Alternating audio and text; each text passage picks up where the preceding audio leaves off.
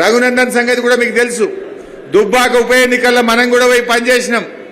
రామలింగన్న చనిపోతే అక్కడ by election వచ్చింది.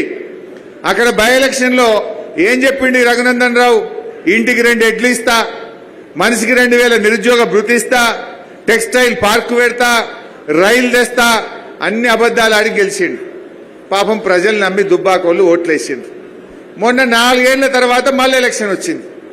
మరి అవన్నీ ఒక్కటి కాలే, ఆయన చెప్పిన ఒక్క పని కాలే.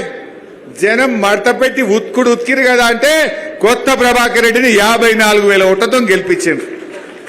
నిజంగా రఘునందన్ పనివంతుడైతే, నువ్వు మంచిగా పని చేస్తే నిన్ను మొన్ననే దుబ్బాకలు గెలిపిస్తురు కదా.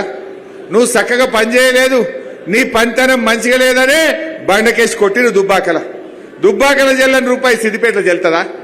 అయినా ఆయన ఎప్పుడు చూడు మన సిద్దిపేట మీదనే ఎడుతుండే. హరీష్ రావు కొమటి చెరువు ఎంత మంచిగా చేసిండు, హరీష్ రావు దవాఖాన ఎంత మంచిగా కట్టిండు అని మన మీద ఏడుచుడు తప్ప నువ్వు పని చేసినావా, నువ్వు ఇచ్చిన హామీలు అమలు చేసినావా? మరి మన అభివృద్ధిని కళ్ళల్లో పెట్టుకున్నోడు, మన అభివృద్ధిని ఓర్వలేనోడు, మన మంచి పనిని చూడలేనోనికి మనం ఓటేస్తే ఇంతకంటే అన్యాయం ఇంకోటి ఉంటాదే? ఎప్పుడు మన మీద ఏడుచుడేనే. మరి అటువంటి వ్యక్తికి మనం ఎట్లా ఓటేయాలో సిద్దిపేటలో దయచేసి ఆలోచించండి. వెనకటొకటి యాద్ చేస్తా మీకు. విజయశాంతి ఎంపీగా మన దగ్గర నిలబడితే 6 ఎమ్మెల్యేలలో మైనస్ వచ్చింది. ఒక్క సిద్దిపేట మెజార్టీతో విజయశాంతిని ఆ రోజు బీఆర్ఎస్ పార్టీ ఎంపీగా గెలిపించినాం. అంటే సిద్దిపేటకు అంత దమ్మున్నది. ఇప్పుడు కూడా బ్రహ్మాండమైన మెజార్టీ ఇచ్చి ఖచ్చితంగా మెదక్ ఎంపీని ఒంటి చేయితో గెలిపించే విధంగా కార్యకర్తలందరూ కూడా పూనుకోవాలి. ఇది మనకు ప్రతిష్ట అని చెప్తా ఉన్నా.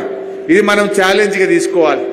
ఏమో లేని అనుకోకుండ్రి, ఇది మన భవిష్యత్తు.